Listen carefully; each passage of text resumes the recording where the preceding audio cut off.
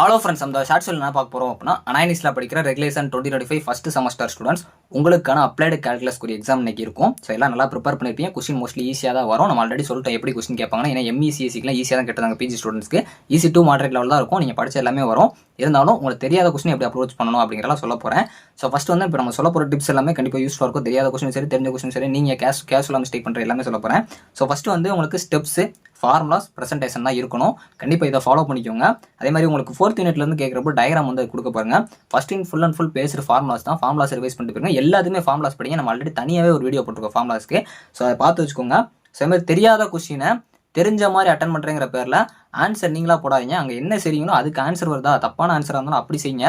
நீங்களா ஏற்கனவே செஞ்சேன்னு சொல்லிட்டு அந்த ஆன்சரை போட்டு விட்றாங்க. நிறைய பேர் பண்ணுற மிஸ்டேக் தான். ஃபர்ஸ்ட் யூனிட் பொறுத்த வரைக்கும் ஃபார்முலாஸ் பார்த்துக்கோங்க. செகண்ட் யூனிட் பொறுத்த வரைக்கும் இந்த d/dx dou/dou x டிஃபரன்ஸ் நிறைய பேர் கன்ஃபியூஷன் பண்ணுவாங்க. கெசன் டிட்டர்மெண்ட்டை வந்து ஸ்கிப் பண்ணுவாங்க. அதெல்லாம் ஸ்கிப் பண்ணாதீங்க. ஸோ அதுக்கப்புறம் வந்து எல்லா ஸ்டாண்டர்ட் இன்டெக்ரல்ஸையும் வந்து 3ஆம் யூனிட்டில் பார்த்து வச்சுக்கோங்க. ஃபார்முலாஸ் ரொம்ப ரொம்ப முக்கியம். 3rd யூனிட் பொறுத்த நல்லா பார்த்துக்கோங்க.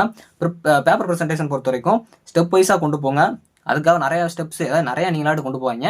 ஒரு சம் எவ்வளோ தூரம் போகுமோ அவ்வளோ தூரம் கொண்டு போப்பாங்க. ஃபார்முலாஸை பாக்ஸ் போட்டு இல்லை லாஸ்ட் அண்டர்லைன் பண்ணி காட்டுங்க. அண்டர்லைன் போடலாமா அப்படிங்கிற கேட்டுக்கோங்க. ஸோ அடுத்து க்ரௌடான ஈக்குவேஷனை போடாங்க. அதாவது ஒரு இடத்துல இடிச்சு நெருக்கி ஈக்குவேஷனை போடாமல் தனித்தனியாக போடுங்க. எப்பயுமே ஸ்டெப் வைஸாங்கிறப்போ நியூ லைன் அப்படியே தான் போகணும்.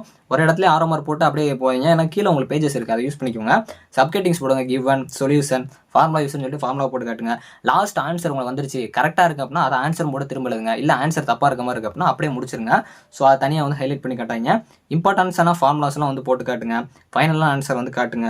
ஸ்மார்ட்டாக வந்து எப்படி ஒர்க் பண்ணணும் அப்படின்னா, நீட்டாக அவங்க பேப்பர் வச்சுக்கோங்க. எங்கேயும் ஸ்ட்ரைக் பண்ணாங்க. நம்பரை தெளிவாக வந்து தெரியுற மாதிரி பார்த்துக்கோங்க. ஸ்டெப்ஸை வந்து கொண்டு போங்க. சப்ஸ்டியூஷன் எங்கேயும் பண்ணுறீங்க அப்படின்னா கரெக்டாக பார்த்துக்கோங்க. மிஸ்டேக் வந்து ஃபார்முலாஸில் எங்கேயுமே வந்து அப்படியே பாதி நிப்பாட்டிடுறீங்க. தெரிஞ்சாலும் ஃபுல்லாக அட்டன் பண்ண பாருங்க.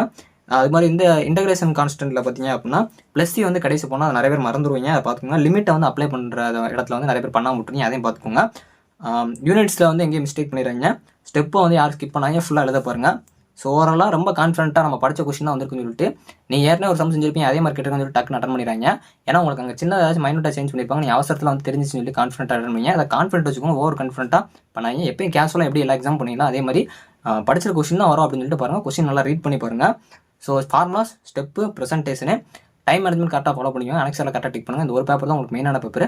எல்லாரும் எக்ஸாம்ஸ் நல்லா பண்ணுங்க. பண்ணிட்டு வந்து நம்ம சேனலில் கமெண்ட் பண்ண பாருங்கள். கண்டிப்பாக யூஸ்ஃபுல்லாக இருக்கும்னு நினைக்கிறேன். கண்டிப்பாக எல்லாரும் எக்ஸாம்ஸ் நல்லா பண்ணுங்கள். தேங்க்ஸ் ஃபார் வாட்சிங்.